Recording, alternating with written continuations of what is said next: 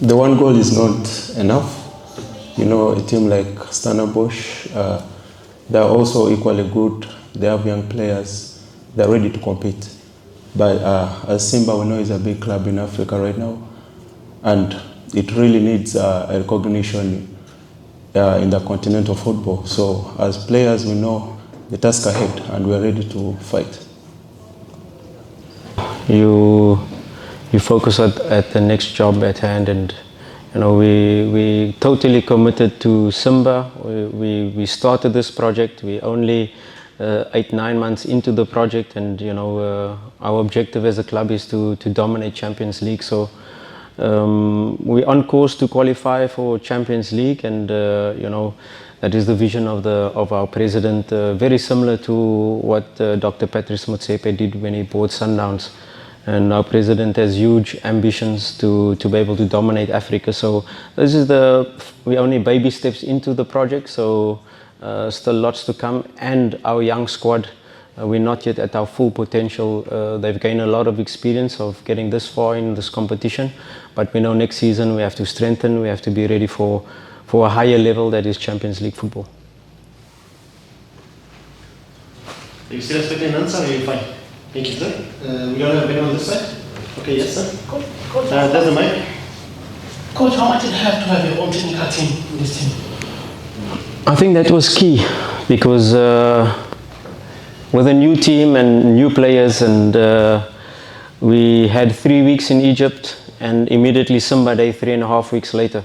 So we had 3 weeks to mold the team in terms of putting our principles in our playing style, how we see football, and the type of intensity we wanted to play. So 3.5 weeks we played the Simba Day, and then the next week we played Yanga in the Community Shield semi-final. So if I had a whole new technical team, it would have taken me more time to be able to. So it was plug and paste. Even in Raja Casablanca, we had the same technical team, the same brains trust with us over there. So it was just here, come, plug in and play.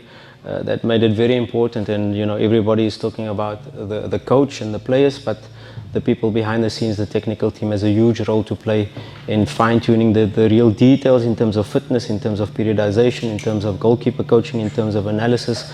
And of course my assistant Darren Wilken is one of the best football minds to come out of the country, and I'm sure he'll make a top head coach one day. Okay, I'll take the last 2 questions. Yes, starting with you, sir. Coach, how much of an influence does it have? I mean, you're from South Africa, you played against Coach Steve before. How much of an influence does it have in the way that you plan or set up your team, knowing Coach Steve so much? Yeah, we've played Stellenbosch many times before. My assistant coach worked under Steve Barker at Amazulu. He was the analyst for Coach Darren Wilken. So we know them quite well. We know how they think. We know what type of football they play. But when it comes to this stage, it all falls out of the window.